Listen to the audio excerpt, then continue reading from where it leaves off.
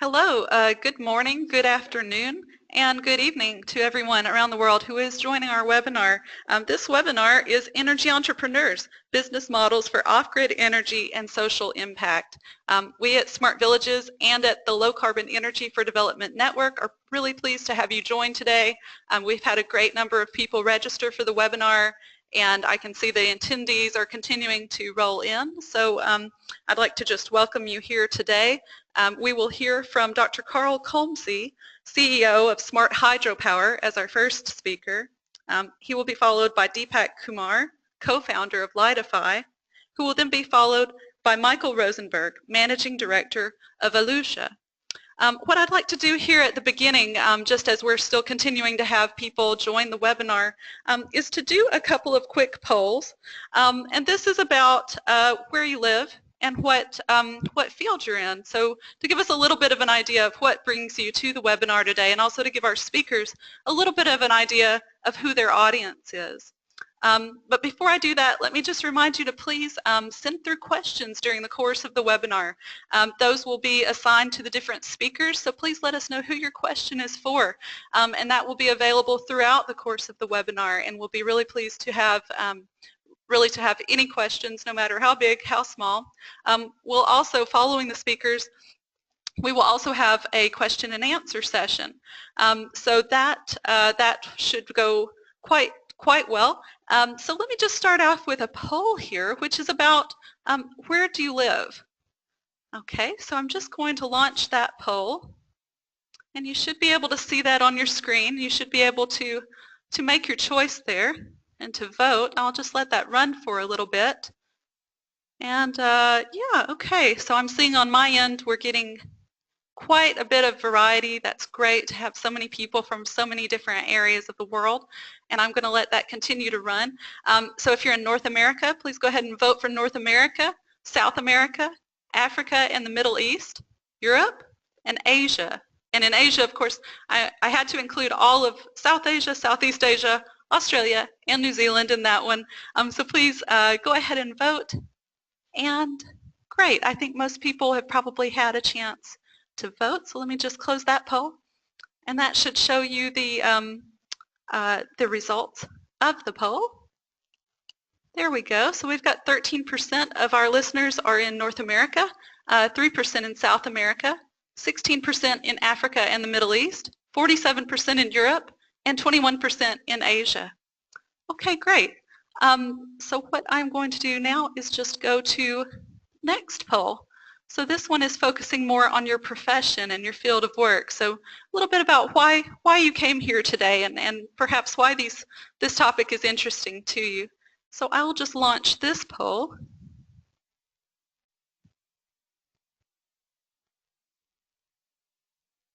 Great, so what is your profession or field of work? So just select one among the list. Are you a researcher, scientist, or in academia?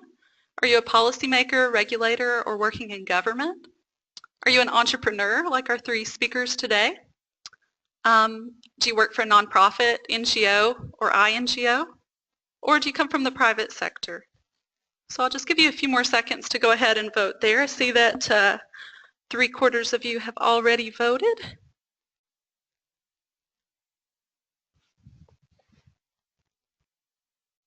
Great, so I'm going to go ahead and share that with you all. And we'll see, we have quite a variety of people here today. That's certainly exciting.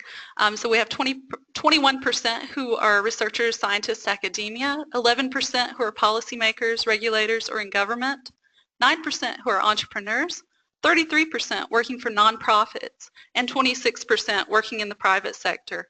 That's wonderful. Thank you so much, everyone, for voting, and thanks for sharing that information. I think it gives all of us today a little bit more of an idea of who we're talking with and talking to. And as I mentioned a few moments ago, please do send your questions through and throughout the course of the webinar, and do let us know who that question is directed to, and we will be sending those to the panelists.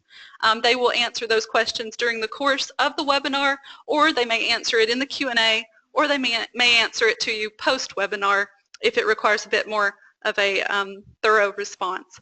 So I think from there we can go ahead and and speak with Dr. Carl Colmsey. I'll just take him off mute, and I'm going to ask him to share his screen. That'll take just a second, and we'll get his screen up here. Hi, Carl. Good morning. Hi, Molly. Hi, everybody. So, I'm very pleased to, let me see that. Do you see the full screen right now? I believe it's in the process of becoming full screen. It seems like it's got a little bit of a delay, but maybe just give it just a second, or maybe it's just frozen on my screen. Perhaps it's fine for everyone else. Oh, it's frozen on my screen as well. Let's see. It seems, yeah, a little bit frozen. Let's just give that another try and try to get that to full screen for everyone. Here we are. Wonderful. So everybody should now see the full screen. Is that correct? Yes, it's all full screen. Thank you so much, Carl. Please, please continue. Wonderful. Hello, everybody. I'm very pleased to share some ideas on business models today with you. I'm Carl Colmsey, founder of Smart Hydropower. So I will speak very briefly about the company before I introduce 4 different business models that we actually facilitate with our technology in rural areas. So what is Smart Hydropower? Smart Hydropower is a startup founded in 2010. We are designing, building, and commercializing kinetic hydropower plants. The difference from kinetic hydropower to any other hydropower is that it works with the flow of rivers only, so it needs virtually no infrastructure and can be applied in all remote areas. Our device is very small. It only weighs 380 kilos. As you see on the right-hand side of the slide, can be lifted with a very simple crane, which is put on 2 lanchas boats in remote areas. What we have done is package this hydropower solution with all the necessary devices for rural electrification.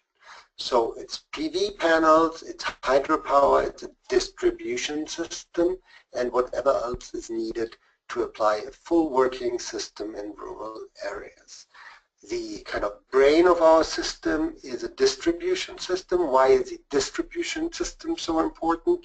If we talk about different business models in rural areas, we need somehow a way to regulate the distribution of the electricity and to do different tariffing. And all this is done with the distribution system. So Smart Hydropower is not only about hydropower, it's a package of all different devices needed for rural electrification. At the core of it are 2 proprietary products. One is hydropower at a very small scale. This allows base load power to facilitate productive uses even in remote areas. And the second proprietary product is a distribution which facilitates different kind of tariffing.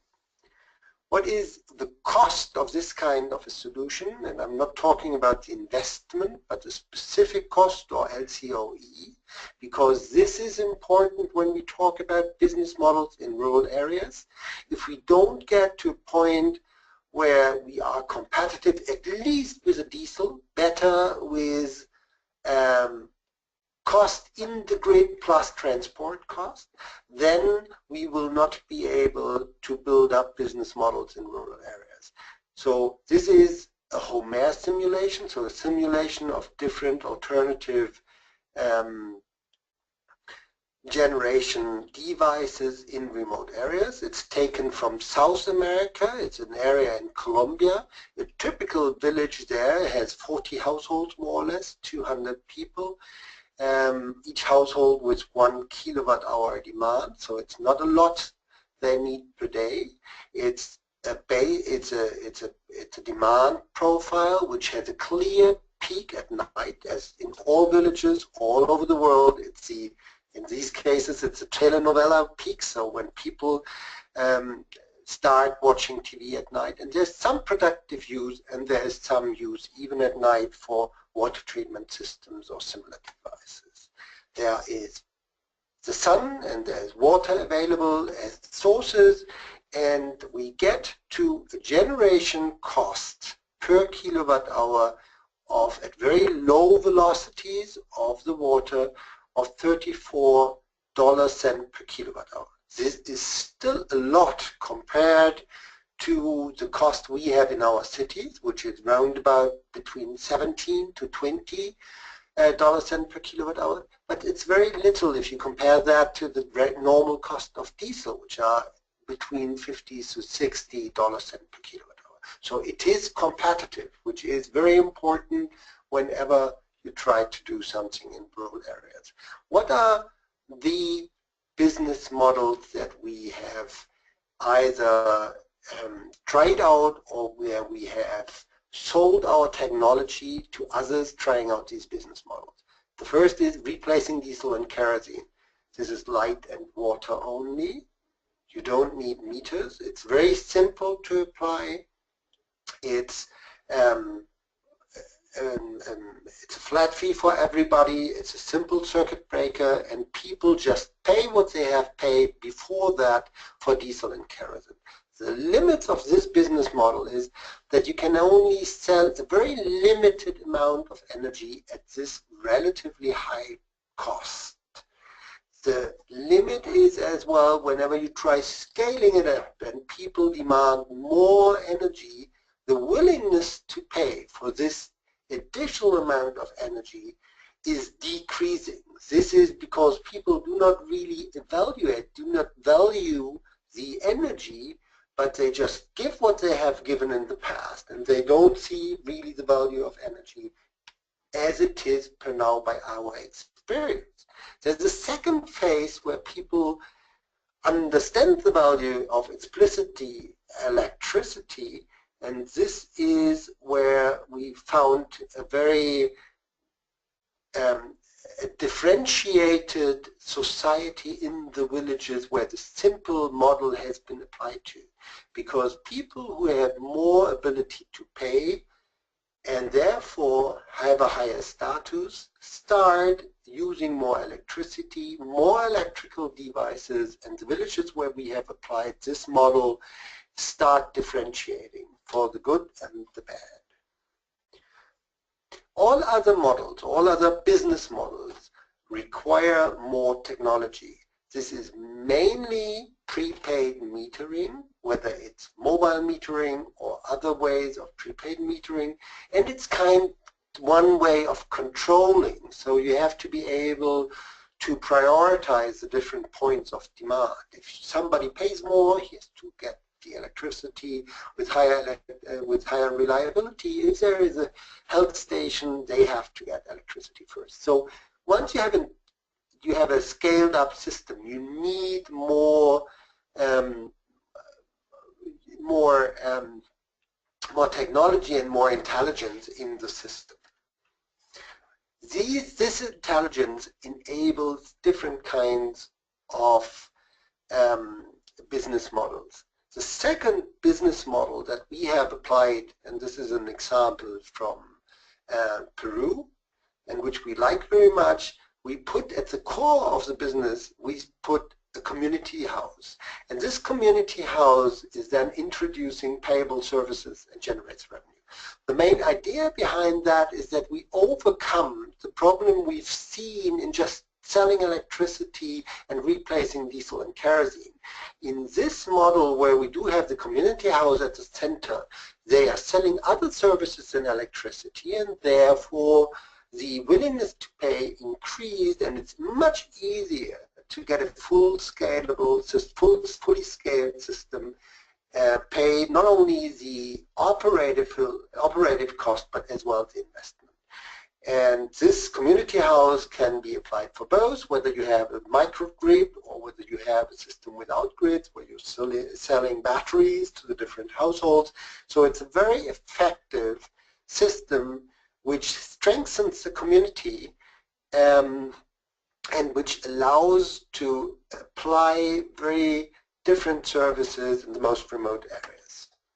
The third business model, which we have applied in India, is focused around individual entrepreneurs as nucleus of electrification.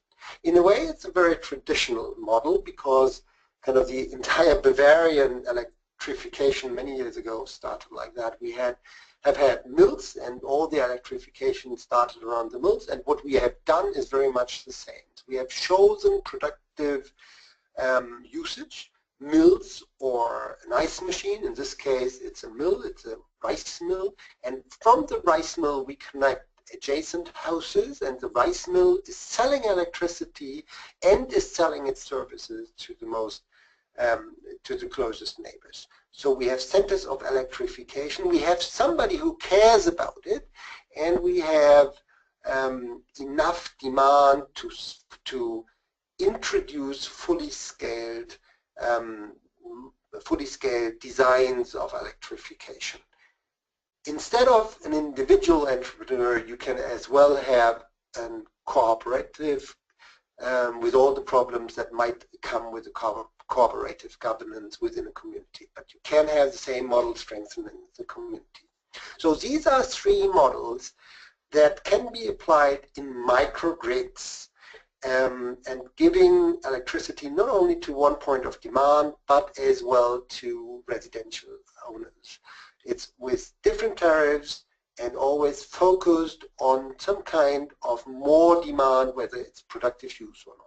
The fourth business model is much more straightforward, and I'm coming to an end in a minute. This is replacing diesel in the agriculture market. It's the most easy way to introduce electricity in remote areas.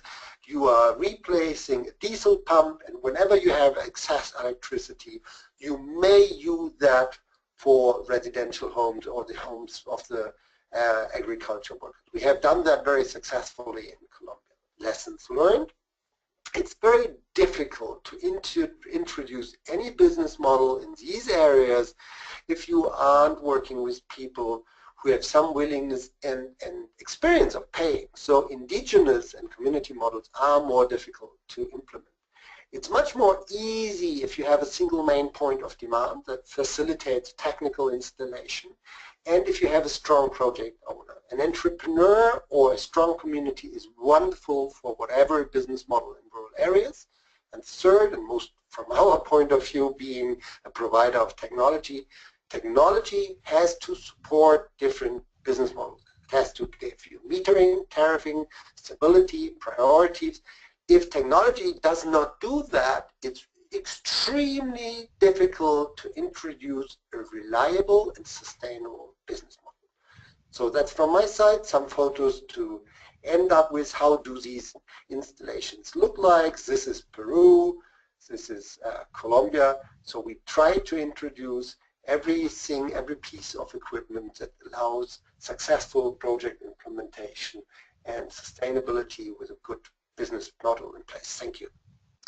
Thank you so much, Carl. That was really great, and I think that's a great way to kick off the webinar, actually, is to go over these kind of 4 different types of business models that you've just told us about, and also to bring in this question of replacing diesel in the agricultural market. I think that's really crucial in almost all the cases that we've probably looked into. If I can just remind the audience, please continue sending on your questions. We had several for Carl during the course of his presentation, so that's wonderful. Please continue to send those through. We're going to move now to Deepak Kumar from Lytyfy. So I am just going to request for him to please share his screen, and then we will launch into his talk. So I think, yeah, Deepak, are you there? Okay, wonderful. We're happy to continue and hear about Lytyfy. Thanks so much. You can see my screen? It's full screen. Perfect. Oh, okay. So hello everyone. My name is Deepak Kumar, and I'm co-founder and CEO. And we are working in the off-grid distribution and financing space. This is my first webinar for Smart Villages. Molly, thank you for having me. It's an honor to be here, and I'm humbled to be in the panel with Carl and Michael. and I'm really looking forward to know more about the innovative and interesting work they are doing in South America and Africa. So today I'll be discussing about Lytyfy's business model and how we are trying to achieve the triple bottom line of profit, people, and planet through our work. So before getting into what and how of our work, I'd like to give you a brief context about the extent and size of the problem we are trying to solve. Nearly 1.2 billion people, around 22% of the global population, do not have access to electricity.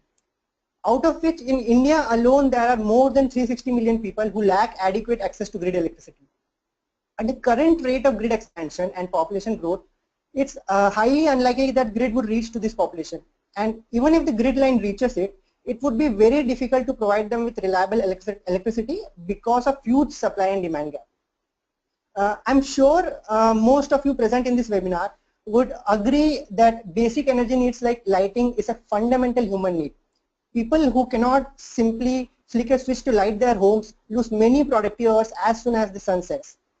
For lighting, those who don't have access to grid light use lamps that are polluting, dangerous, and provide low quality light, and yet are more expensive than modern electricity, which we use day in and day out. These 1.2 billion people living without access to power grid spend around 27 billion annually on lighting and mobile phone charging with fuels like kerosene, candles, vehicle batteries, and other fossil fuel powered stopgap alternatives. It shows that people without access to electricity pay a substantial premium even for the basic energy needs.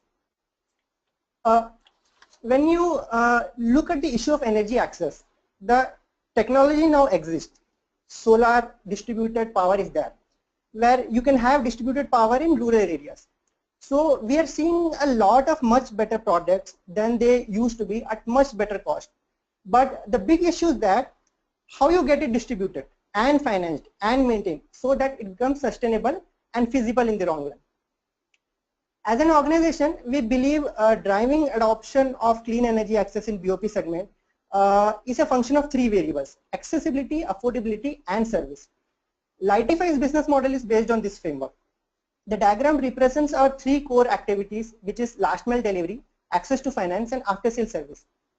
What we aim is to build an integrated value chain that can provide good quality solar products and service to our customers right at their doorsteps with an added facility to repay in monthly installments. The reason to do an integrated value chain is that it's very hard to replace just one layer of an outdated energy delivery model and make it work. What we are trying is, we are trying to build a complete end-to-end service, energy service delivery system that delivers a much better experience to the end customer. The concept might sound simple, but to make it work, we had to pull two relatively difficult tasks. Number one, building a distribution network on which we can rely on for field operations. Second, arranging for the credit requirement of our customers. So how do we do it? I'll explain. The foundation of our business model is based on two core components. One is our crowd lending platform and other is our distribution network. So why crowd lending? Today, if you want to provide a small loan to an individual in a developing world to buy an energy product, you need to go to a MFI or a rural bank. And I guess many of you attending this seminar would know that it's a very tricky proposition. We were looking for a model which could decouple consumer financing of energy products from conventional microfinance. The conventional way of end user financing for off-grid energy solutions is that system aggregators or last mile distributors partner with financial institutions like MFIs and banks. The problem with this approach is there is a huge cultural inertia within different service providers in the way they interact with each other and others and also with the end customers. Financial institutions don't understand the nuances of energy access, energy economics, and its relationship with household economics. And energy companies don't understand the nuances of consumer financing. So what we did was we built a clean energy investment platform which allows a low or middle income consumer from rural area to buy a solar home system on installment over Lytyfy's crowd lending platform.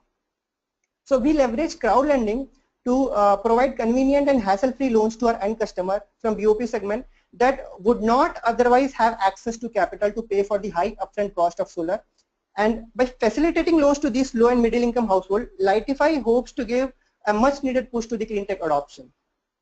However, for us, crowdfunding is more than just another way of raising funds. The real value of crowdfunding lies in the communities it engages with, and it serves to validate demand and builds communities of support. The aim is to connect social investors directly with borrowers willing to adopt solar technology or clean energy projects present in rural areas which require capital for taking up. As a company, one of our core beliefs have been that moving towards a clean, green, and fossil fuel-free economy would require strong communities which believe that clean energy would be the future and are willing to take the cause forward. The shift would require a large cultural and behavioral change towards how we perceive renewables as a mainstream choice, and we are sure crowd lending would be a great help in that. Ultimately, at the end of the day, we knew that there are people who are willing to switch to solar energy provided it fits in their existing cash flows, and then there are people who are willing to invest for a cause which doesn't only give them financial but social and environmental returns as well. And we just wanted to put together something that connects these two segments in the most efficient way possible. So a distribution network. A distribution network is basically a hub and spoke model for supply chain management in which we have a central warehouse where we do our assembling and then supply to various field points from where it is distributed to individual household, retail stores and end customers. How we differ is that we very heavily engage with the local communities and the community institutions to manage the ground operations. We recruit all our field staff from these local communities, empower people from these areas to be entrepreneurs which later become our field partners. It helps us in being extremely responsive towards our customers' needs because the people who engage with our customers are from these local areas only, and it also in a way helps in creating local employment, in a way boosting local economy.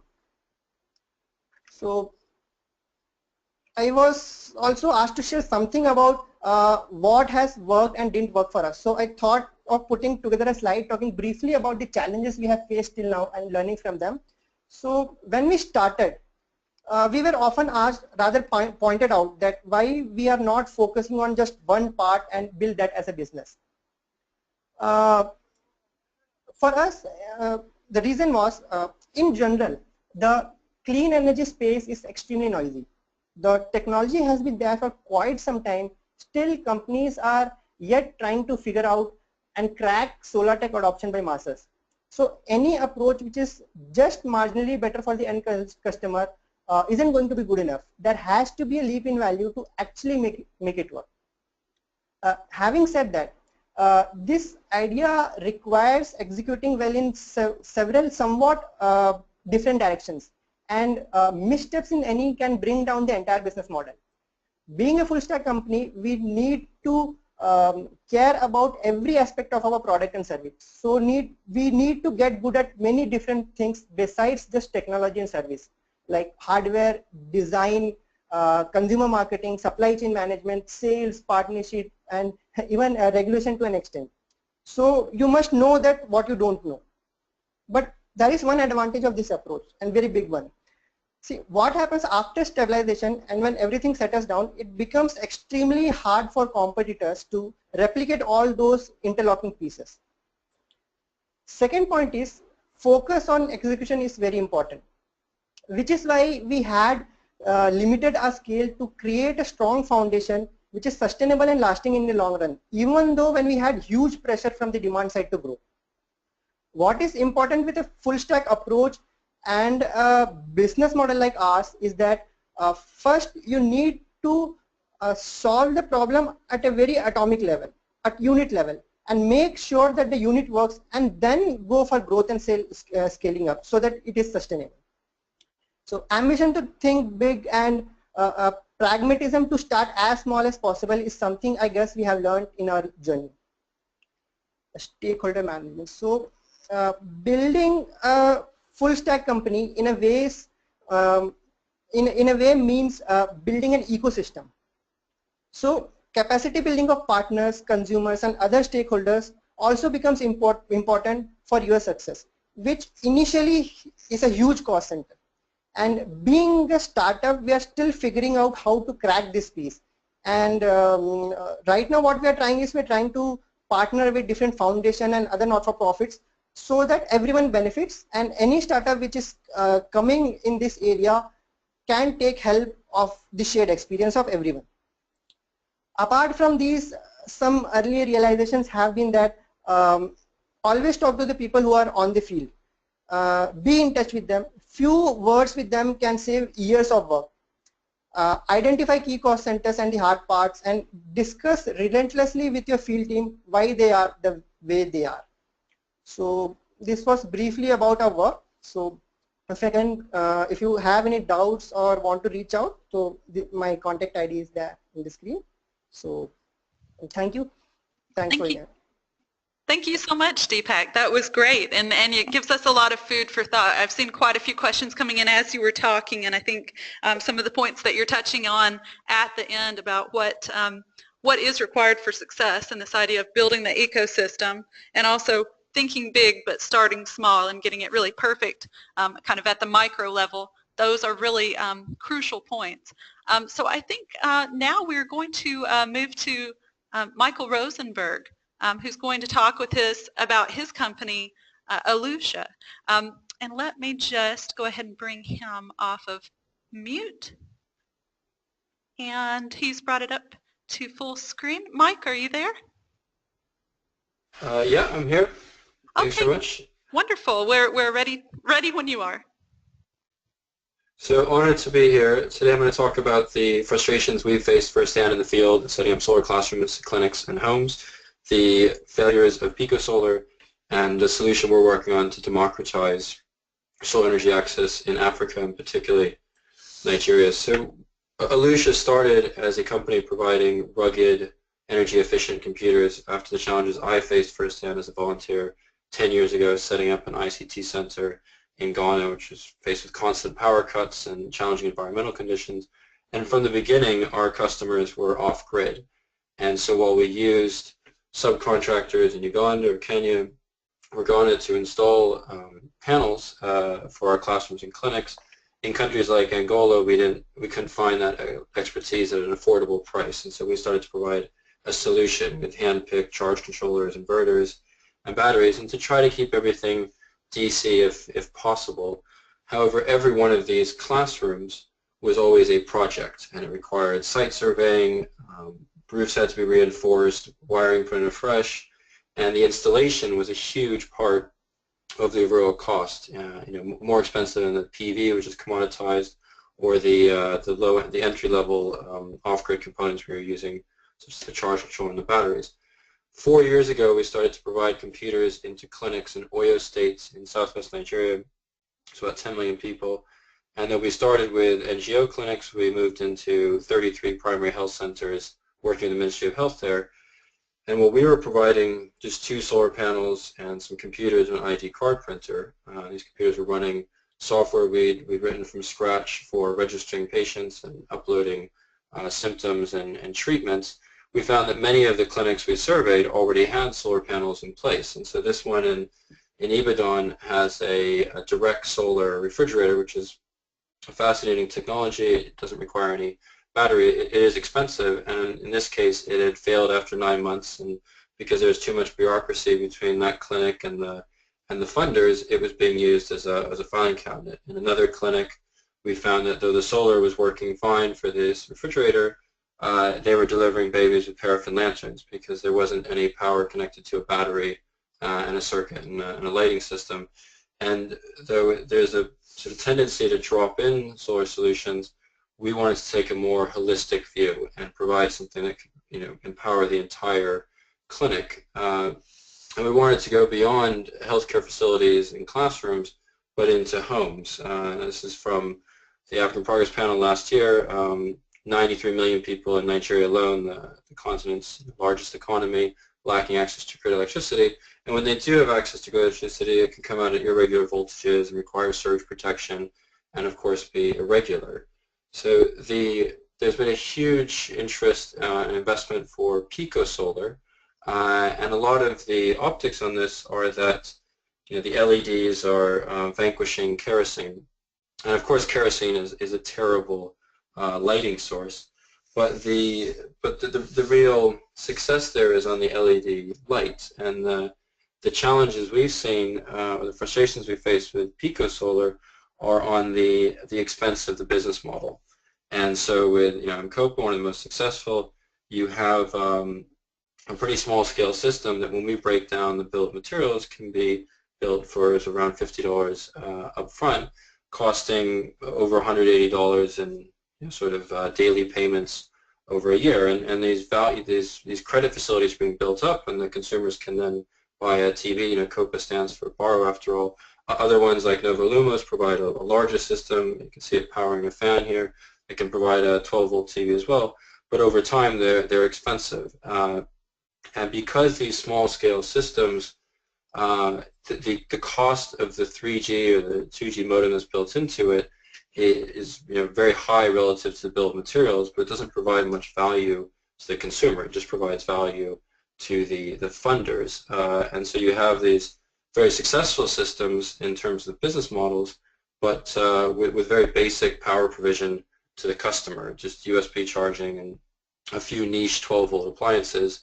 And now we hope the microgrids could be the answer, but the problem is the soft costs in terms of the LAN, the security, the transmission networks that have to be set up afresh are very expensive. So this is one that was in the Delta, Nigerian, $700 per home for a connection fee, is very difficult to scale up without it being entirely dependent on aids. So we looked at Tesla, which sort of changed the conversation by lowering the price of energy storage, and you can see our model prices over the life cycle of that 10-year battery of being down to 15 cents per kilowatt hour, so less than I pay in London, but it comes with ancillary costs. You have to convert the DC to AC, so you can see to the right of the Tesla's SMA Sunny Boy inversion, $1,000.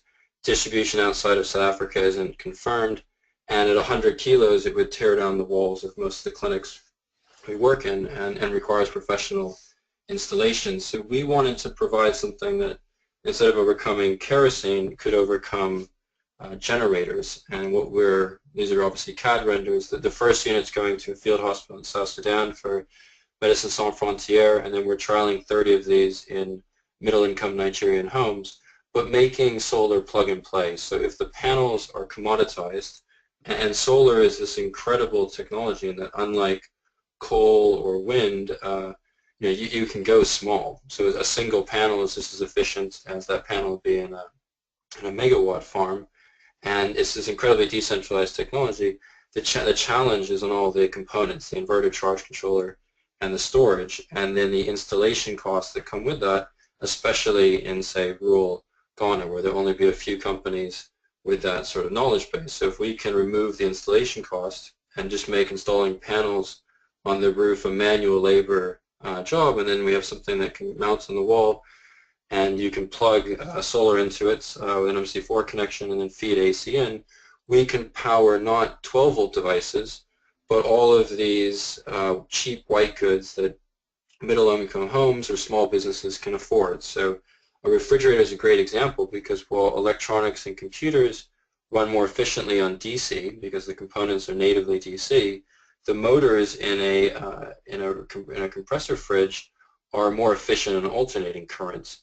And so 99.9% of the world's fridges are, of course, AC based. So it's much easier just to plug in a standard fridge. And these are poorly suited to generators, because generators emit full blast power, which is great for air conditioning, but a refrigerator uses no power, and then it surges in power. And so that's much better done from battery. And so every device, from a tea kettle to a low-cost AC fan to shirt irons, we can power off this box with the spec we have, and we can lower the daily cost. So the innovation is not just packaging this and selling it at a low upfront cost. It's $2,000 for the energy system, but partnering with finance organizations so that you can provide so much more capability than what's available in the pico solar landscape, but for only $1 to $2 a day. And we can also, because we have a computer and a touchscreen and 3G built into it, and that's why we as a software and computer company are doing this and not a Chinese electronics firm to make it intelligent. We can monitor it, and we can charge on a meter basis as well, which can open things up where aid agencies can fund it, and then it becomes sustainable long term through repayments. And this is just from The Economist 3 weeks ago, but there is an emerging middle class in Ghana and Nigeria that can afford all these white goods. They just can't afford the power to run them. And this is the slogan from the utilities here in the UK 100 years ago, and that's the site where the very first solar enabler will be going next month in South Sudan. Thanks very much. Great, thank you so much, Mike. I mean, that's really interesting, and I think also it kind of brings up this question of what's next, what's beyond Pico Solar, and I think it's very fruitful for discussion. Right now I'm just going to send out a quick question to the audience from Dean Cooper that's about whether anybody has any ideas about examples of business models for clean cook stove. So if you do have ideas, please send in your responses to me and I'll share those back with him. But thank you so much, Mike. That's excellent. I think at this point we can probably start doing some Q&A. So I think I'll probably go back to Carl, who was our first presenter, and start with a question for him. Let me just look through here very quickly and find an interesting question. They're all quite interesting, actually, so I have a lot to choose from, so bear with me just one moment. Let me just see. Yes, okay, so this one is quite interesting. I'll go ahead and take Carl off of mute there, and I will put up our just our holding screen here. Great. So the first question that we have is for you, Carl. Are you there? Yeah, I'm there. Okay, they say this one is from Divyam Nagpal. And he says, a question for Dr. Carl. Thank you for the excellent presentation. You spoke in detail on the business models and economics. My question is, what policy and regulatory challenges do you face in the markets where you work?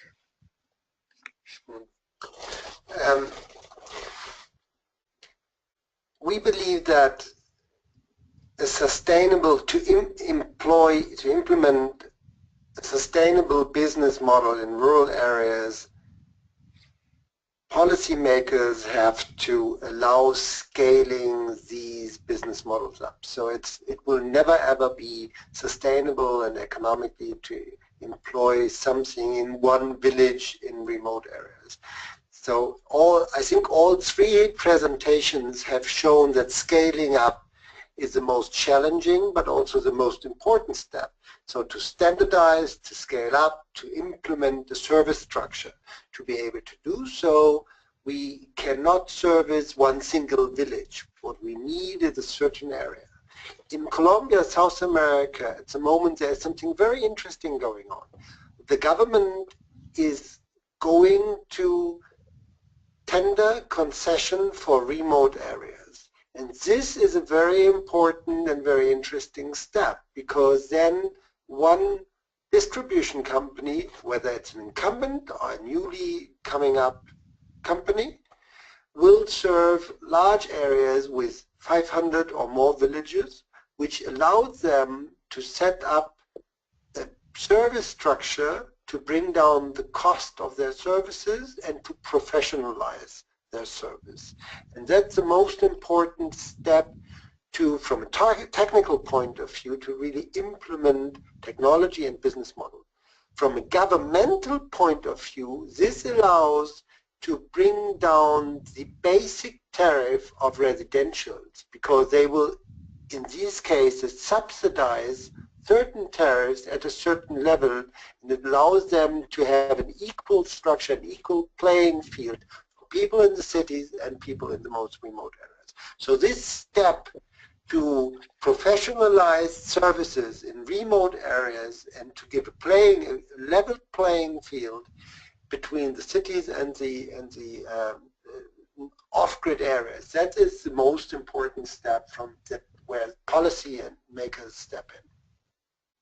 Thank you so much, Carl. Wonderful. we're going to have our next question. This one is for Deepak, so I'll just take Deepak off of mute here. Are you there with us, Deepak?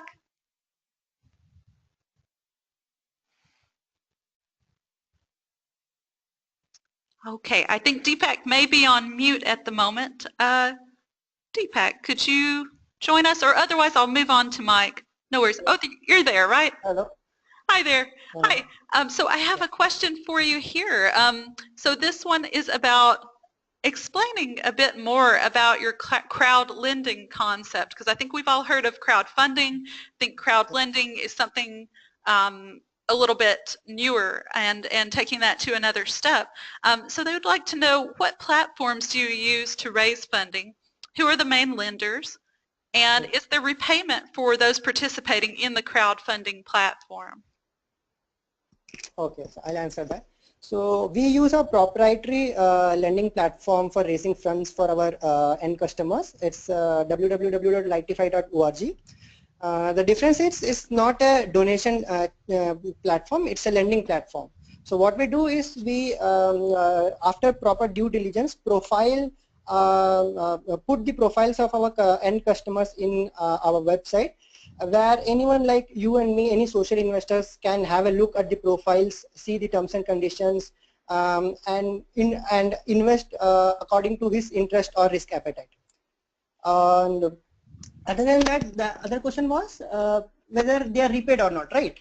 Mm-hmm. So since it's a lending platform, so they get the repayments. So it's not a donation platform. So when you join Lytyfy, you'll get a dashboard where you can see how your investment is working. The amount which has been invested by you has reached out to the proper beneficiary or not, and how their repayment is doing. So all those information we do with proper analytics, and we put it in your dashboard where you can have a look at it. Since we are just started and we are in private beta phase, it's not open for everyone. It's in invitation basis, and most of our lending segment right now is coming from the segment who are just out of college and started working. So this is a group which is very passionate about doing some cost-based work, but they don't get opportunity to do so. So this is a segment which is actually we are getting a lot of traction. Okay, great. Thank you so much, Deepak. We'll come back to you in our second round of questions. Moving on to Mike. Mike, are you there? Yeah, absolutely. Okay, great. So we have a question here for you. This one is coming from Sylvia Francioso. For Michael Rosenberg, I really like your approach to go more towards enabling the access to more than lighting. My question is regarding lithium ion. How do you integrate it? Do you have already some villages in which this is implemented? Do you have an approach in which an entrepreneur powers his surrounding houses? I'm interested in the topic.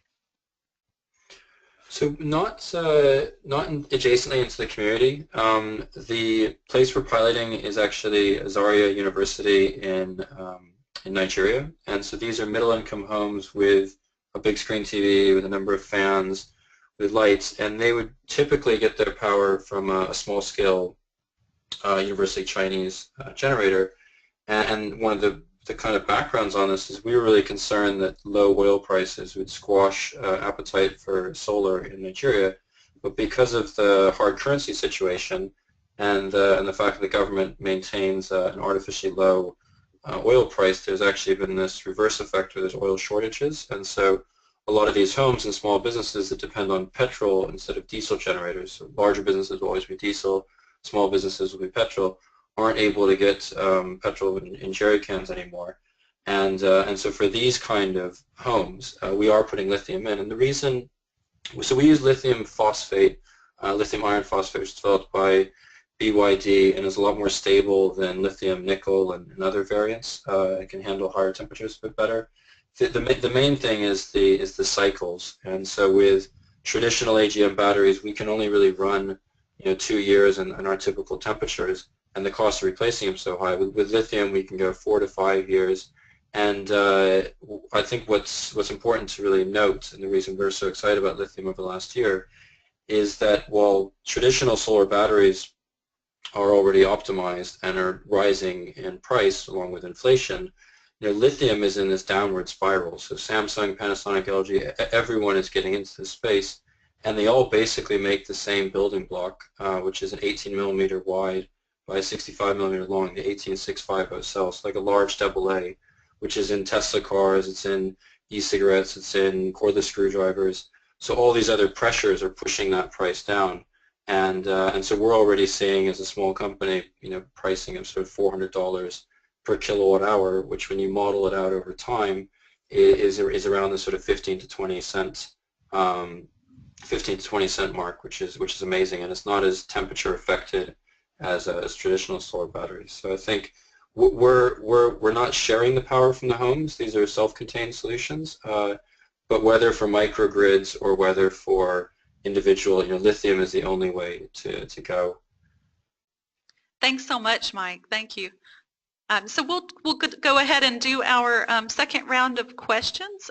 So if Carl is there, I've got another Carl question.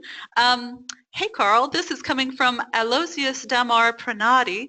I'd like to ask, what is the key to your business to run it if there are high subsidies in the country for fossil fueled electricity? And how do you sell the electricity in the country, which is state-owned enterprises that then sell the electricity at a lower price? So what would you have to say about kind of having to compete against state subsidies? Well, at the end of the day, if there are still governments subsidizing highly fossil fuel, there is no way to compete, honestly, because this is kind of whatever renewable energy, specifically in remote areas, will never be less expensive than subsidized energy. Kind of in the past, we've seen subsidies in Argentina that brought down the kilowatt hour to less than $0.10, and you cannot really in rural areas generate electricity below $0.10. So if this is the case, there is no way.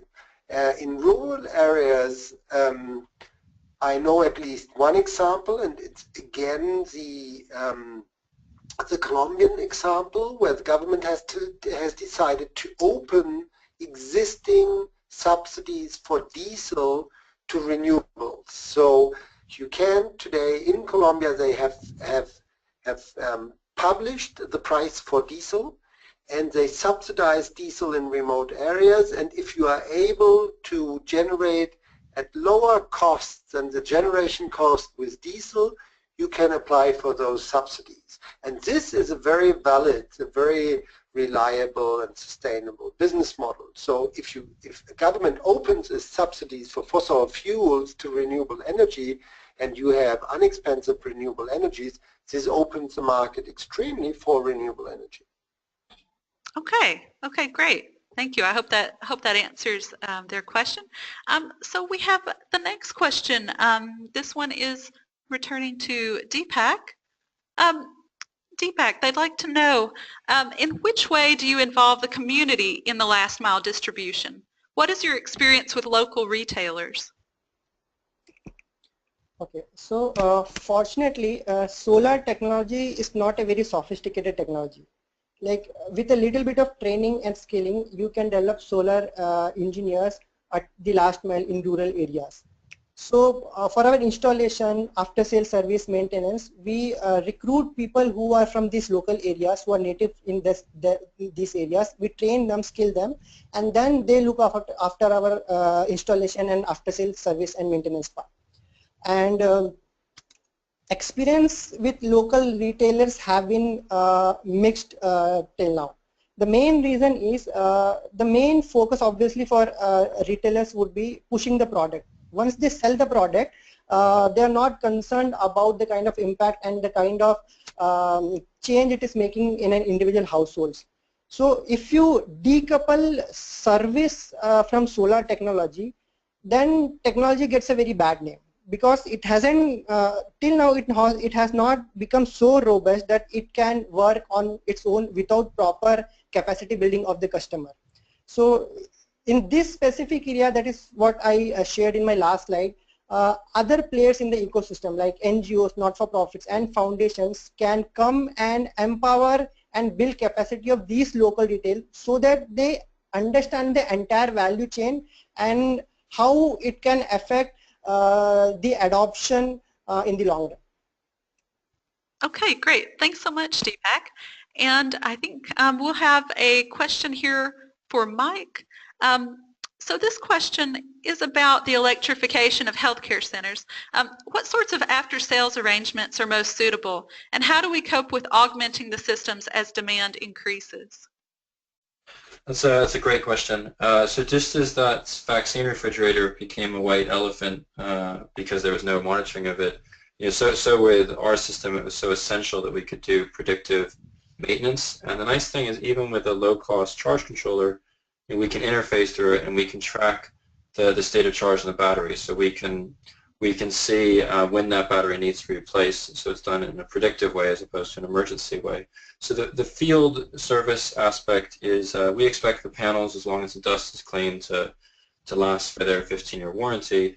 And with the inverter and charge controller, they're arranged in a modular format, so they're easy to slot in replacements. And in Nigeria, we have a partner which will stock these parts and do the after-sales support. But the other exciting thing is, because the most expensive component in that solution is the lithium battery, we benefit because after 4 to 5 years, when that battery needs to be replaced, one can, the lid removes with 28 screws. You put a new battery in, and we expect that battery will cost half the price and last a third longer because of this downward push. Or if it costs the same price, it'll last twice as long. And so you're really getting this benefit down the road. And our aim with this system for health center is that it can last as long as the panels on the roof, and that over time the price per kilowatt hour will just keep plummeting. Now, in terms of adding additional ones, we are working on daisy chaining the inverters so that 5 of these would become a 6 kilowatt inverter, but that's a little bit tricky. So at the moment, we're planning that these would run, if you needed more of these, you would put them on separate circuits, and it would be more efficient to have an XL version, but our focus on this is really to lock down a single SKU and then go into volumes on it. And so that way it's sort of more affordable to buy 3 or 4 and have one dedicated to lighting, one to certain appliances. What we found in the clinics we work in is the main load is the vaccine storage. World Health Organization approved 42-liter vaccine storage. Refrigerators actually only use about 500 watts per day, and the other devices are things like sterilizers and centrifuges, which use a lot of power but only for a very short burst of time. And so in the primary health centers that we're looking at, a single one of these $2,000 boxes plus $1,000 or so worth of solar could provide a baseline of power, and you could see on a Google Maps dashboard how that is performing. And just as we get the data for predictive maintenance, so is the operator able on their the clinic operator or the homeowner on their Android phone able to remotely turn the power off. So the intelligence benefits all the stakeholders. But yeah, we expect that people just buy additional ones to scale up, and that way we can keep a low price on the main SKU. Thanks so much, Mike.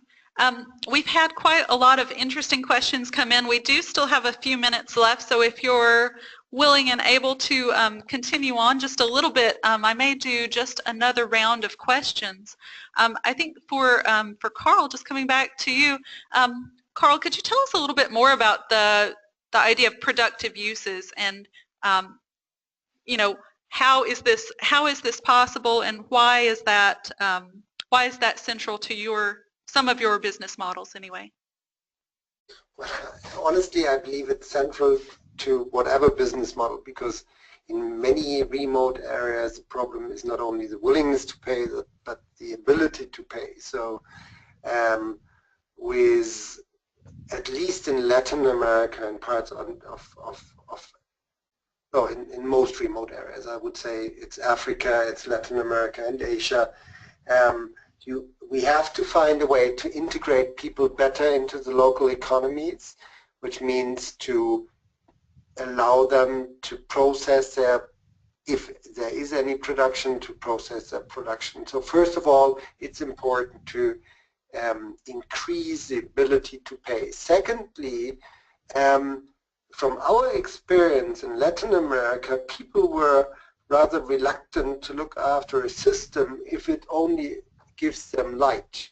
So there was always an alternative to light from kerosene and diesel. So if we install a renewable energy system that only gives light and electricity at a very low level, it's rather difficult to find somebody who cares about the system. So the moment we have running a mill or a cacao dryer or a fridge on the system, which increases the level of life and even gives income to some people, these people will take care about the entire renewable energy system. And I think that applies not only to kinetic hydropower, but to whatever renewable energy system. You have to find the people who take care about it. And even panels have to be cleaned, and somebody has to look after batteries, and you can't do that with people coming from abroad. And this is why we are so strongly pushing, why we are focusing on productive use. A, it increases the ability to pay and integrates people into their economies, and B, it gives somebody, the agent, a local agent who really makes the project sustainable long term. Thank you so much, Carl. That is, I mean, that's so relevant, and it's probably relevant to everyone who we're speaking with today, and also for so many of the attendees who are struggling with that same question themselves many times. Moving on to Deepak, we have a question here. This is from Dean Cooper. What are the most effective customer payment systems? Is pay-as-you-go the best option, or are there any good alternatives? What do you think, Deepak? See, industry is still struggling to actually crack this point. So I don't know whether I would be best person to comment on that, but pay-as-you-go in recent years have been getting a lot of traction for customer payments. But one of the issues with this technology is it actually it transfers the cost of technology to the end customer, which contradicts the entire purpose of energy access for all. So that is one issue. Once the technology comes to a point where it can be easily afforded, then definitely it would be the future. And the other alternatives are basically digital wallets have been coming in India in urban areas recently. So if something can be done of that sort for rural areas, that would be very effective. And the best thing at this moment is the conventional distribution model where people go and collect payments and then do the remittances. So that at this moment is the most efficient option we have. Thank you, Deepak. And actually, I think you are a very good person to respond to that because you are struggling with that precise issue. So thank you so much for your feedback on that. I don't know if, Mike, would you like to follow up on that? Do you have some thoughts on pay-as-you-go versus other models of payment collection?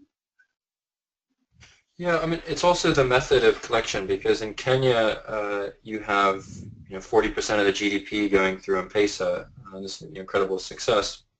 But MTN money in Nigeria isn't really as universal, and these are still very it's very cash-driven societies, and collecting cash is expensive. If you're borrowing money in dollars and you've got to hedge against that that local currency, and while we really want to long-term just introduce kilowatt-hour charges, meter charges, it's hard to predict how much power people will use. So I think generally when we've been researching this sort of self-contained solar systems versus microgrids, and actually a telling example is we were looking at low-income housing in Nigeria, and it would make far more sense to have these are 200 new standardized homes. It would make a lot more sense to just have a giant microgrid on the outskirts, and then people would pay a local agent. We found that people would be sort of much happier actually owning the solar home system and paying for it as a lease as opposed to a service, and so paying back the loan over say 5 years. So I think PAYGO, it's difficult to see how else it can it can be done, but it's also just sort of the method of collecting that payments is pretty challenging. And I think, Mike, while I still have you there, there was another question more generally about local, regional, national policies and how that affects business models. And I know you've worked quite a lot in both East and West Africa. Do you have some thoughts on how those different policies affect your ability to actually implement your business model? So we try to stay away from that as much as possible. I mean, I know in Nigeria that they've sort of eased restrictions on microgrids, so there's no need for extensive environmental impact surveys and so on that add a lot of the project cost below a megawatt. And Tanzania has been very progressive on VAT and duties and solar panels. The biggest problem I would say we have is on the import, and so while most countries waive duties on solar, there are key sort of discrepancies. So Ghana waives duties on modified sine wave inverters, but not on pure sine wave. And now that pure sine wave inverters are so cheap and they're much more reliable, that policy should be changed. So I think one thing that governments can be a lot more progressive about, and that whether entrepreneurs or agencies should lobby more, is if solar panels are commoditized and energy storage is becoming much cheaper, then duties should be sort of universally waived on this, and it shouldn't be an issue of every time we bring in a container. Basically, it's always a separate negotiation, as if we're reinventing the wheel. Like it's not a standardized process, and that means you don't have predictable last mile costs. So I think that's something that really needs to be addressed beyond just the kind of energy framework. That's a good point. Maybe I will just ask Carl. Carl, do you have some thoughts on that? I know you've worked in other regions of the world. What are your thoughts on kind of the impacts of the local, regional, national policy framework, or maybe tariffs, or these other points that Mike is making? Kind of the energy policy can completely destroy the market for rural electrification. As we have already discussed, subsidies might completely destroy that market, and too low tariffs might. What can have a strong impact is if governments try to have a more or less equal tariff in rural areas and the central areas for basic supply to residentials, then there is a subsidy that can be used for renewable energy, which has a strong impact because it allows people to easily employ a business model in remote areas using that subsidies, which go either to the generator or to the residential homeowner. If it goes to the residential, then all that is needed is some kind of reliable payment system, which brings me back to the question which was answered before. I strongly believe that that prepaid systems do best facilitate business models in remote areas because it gives you the guarantee and facilitates low cost in getting your money in. Well, thank you so much, Carl. And maybe just to allow Deepak to chime in on this last question, Deepak, you're based in India. What do you think about policies there and being an entrepreneur and trying to start this business?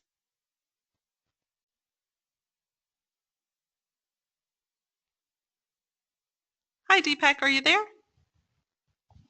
Maybe we've got a little connectivity issue there.